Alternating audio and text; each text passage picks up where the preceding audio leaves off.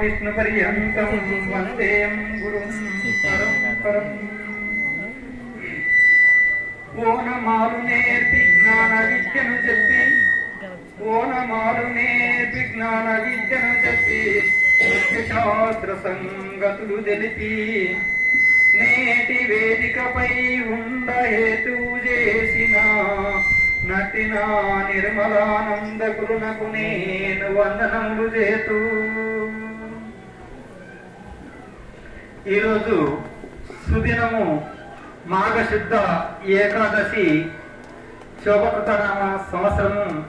ఉలిగుండము గ్రామం లోపల అనంతయ్య, వెంకటయ్య, లక్ష్మి వాళ్ళ గృహం లోపల ఈరోజు ఈ యొక్క నూతన గృహప్రవేశం, తదనంతరం వారి యొక్క సద్గురుదేవుల యొక్క పాద పూజ అనంతరము వేదాంత వైజ్ఞానిక మహాసభ, మరి ఇక్కడ ఆజ్ఞాపత్రము ఇవ్వడము జరిగింది.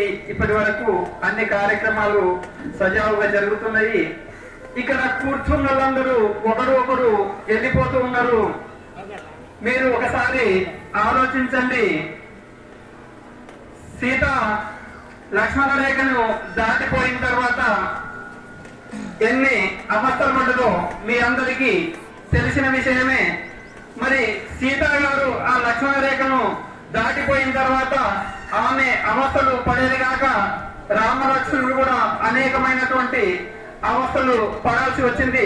మరి ఇక్కడ గురువు అనేటటువంటి మహానుభావులు ఈ యొక్క లక్ష్మణ రేఖ లాంటిది గీయబడ్డటువంటి ఈ రేఖను దాటిపోతే మరి మనం కూడా అటువంటి అవస్థలకు గురైనటువంటి వాళ్ళమే అయితమని అందుకొరకు ఎక్కడున్న భక్తాదులందరూ చక్కగా వచ్చి కూర్చొని శ్రవణానందము చేయగలరని కోరుకుంటూ, మరి పెద్దలు ఇప్పుడు ఈ యొక్క సమయాన్ని సద్వినియోగపరచమని వాళ్ళు మైకిచ్చినందుకు వాళ్ళ కోరికను మేరకు నేను కాదనలేక నేను చెప్తున్నాను. మరి గురువు అని అందరూ అంటున్నారు. ఇప్పుడు గురువు ఆజ్ఞాపత్రం అనేటటువంటి దాన్ని ఇవ్వడం జరిగింది. ఒక గురు బోధ అనేటటువంటిది తీసుకుంటేనే అనేకమైనటువంటి నియమ నిబంధనలకు లోబడి వాటిని దాటక రేఖ లోపలనే తిరిగి ఆ రేఖ లోపలనే ఉండవలసినటువంటి అవసరం ఉంటుంది.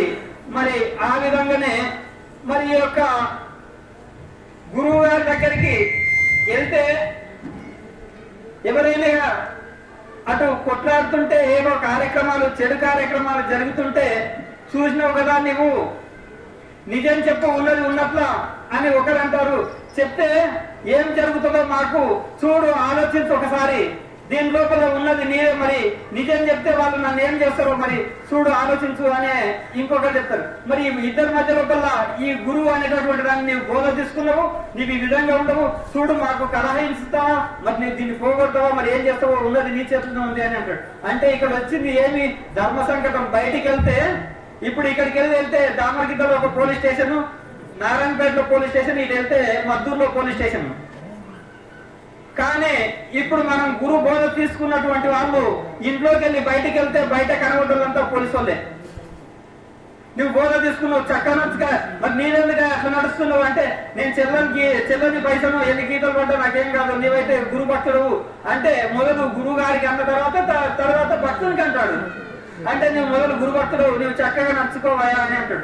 మరి ఇప్పుడు గురువు గారి ఆజ్ఞాపత్రం తీసుకున్నాడంటే ఇది ఒక పెద్ద ముండ కిరీటం లాంటిదే. ఇది అనేకమైనటువంటి భక్తులు వస్తారు, అనేకమైనటువంటి సమస్యల్ని అడుగుతుంటారు. వాళ్ళకు సరిపోయినటువంటి చెప్పకుంటే నీ గురువు గారు ఏం చెప్పిందో నీవు నాకేం చెప్తున్నావు అంటారు. అంటే మొదలు ఎవరికి వస్తుంది? గురువు గారికి వచ్చిన తర్వాత వాళ్ళకు వస్తుంది. మరి గురువు అనేటటువంటి పదం అంత పవిత్రమైనటువంటిది. శివుడు గురు రూపధారి అయి వచ్చి చెప్పకుండా అతి కష్ట సాధ్యము అఖిల జీవ సంఘ ఆత్మలింగ అని అంటాడు. మరి ఈ మానవుడు, ఈ మానవ శరీరంతో ఉన్నటువంటి వాడు ఈయన గురువా అని కూడా అనుకోవచ్చు. అంటే శివుడు గురు రూపధారిలో వచ్చి చెప్తేనే ఆ శివరూపంతో వచ్చి చెప్పనికి వస్తే ఏషం వేసుకొని వచ్చిండు, ఈయన ఎవరో అక్కడ కూర్చోని నీవు ఇచ్చేవాడు ఎవరో పక్కన కూర్చోపో అని అంటాడు. అదే నిజానికి. మరి అందుకొరకు ఆ రూపంలో రాకుండా శివుడు నర రూపంలో గురు చేసిండు. గురు రూపధారియే వచ్చి చెప్పకుండా అతి కష్ట సాధ్యము అఖిల జీవ సంఘ ఆత్మలింగ అని అన్నాడు. అంటే ఆ యొక్క పరమాత్ముడే ఈ యొక్క మానవ రూపంలో వచ్చి మనకు జ్ఞానోదయాన్ని కలిగిస్తున్నాడు. ఎట్లా అంటే ఉదాహరణకు బాగా మండుతున్నటువంటి నిప్పు లోపల ఒక నిప్పు కణం ఎగిరి మన బట్టల పైన పడితే అది ఉంగుళము రవ్వనే చిన్నది, మన బట్టల్ని రంధ్రం చేస్తాం, చిన్నదైన కూడా ఉంగుళమే. అంటే ఈ యొక్క ఒత్తిడితోనే ఎగిరి బయటపడినటువంటి వాడు ఈ గురు రూపంలో వచ్చినటువంటి మహానుభావుడు. గురుడు మానవుడు కాగచ్యుతుడని గోవును పట్టెదను అని అంటాడు. గురుడు మానవుడు కాదు, అచ్యుతుడు అంటే పరమాత్ముడు సాక్షాత్తు. నేను ఆవు పడతా అని అంటాడు. అరే ఏమన్నా తప్పు ఉంటే నీవు ఆవుతాను పట్టుకోరా అని అంటుంటారు ప్రపంచం లోపల. అంటే అక్కడ అంటున్నారు గురుడు మానవుడు కాదు, అచ్యుతుడు పరమాత్ముడు సాక్షాత్తు. నేను ఆవుతోట పడతానని ఖచ్చితంగా నిర్ధారణంగా చెప్తున్నాడు. మరి గురువు ఆ విధంగా ఉన్నటువంటి వాడు సముద్రం దగ్గర వెళ్ళి కూర్చుంటే ఆటపోటు లోపల హలలు వచ్చి ఒకదాన్ని బట్టి హలలు కొట్టుకుంటే తుంపర్లు ఎగురుతుంటే సన్న సన్న దుమ్ములు. ఆ తుంపర్లు వచ్చి మన శరీరం పైన అతి సూక్ష్మమైనటువంటి వెంట్రుకలు, చేతుల పైన ఉండేటటువంటి వెంట్రుకలు, ఆ వెంట్రుకల కొనల పైన వచ్చి కూర్చుంటే చిన్న నీళ్ళ చుక్కలు. మరి ఆ నీళ్లు ఏ నీళ్ళు అంటాము? అవి సముద్రం యొక్క జలమే అని అంటాం కదా.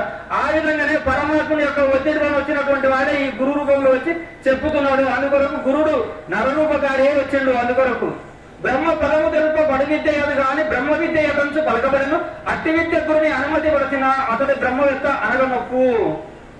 బ్రహ్మ పదాన్ని తెలుపాలంటే ఇప్పుడు ఇల్లు కట్టాలయ్యా అంటే అదేం పెద్ద గొప్ప కాదు, అదేం బ్రహ్మ విద్యనా? అది కట్టడం మేము పెద్ద ఇదే. దర్వాజా చేయాలయ్యా అంటే అదేం బ్రహ్మ విద్యనా?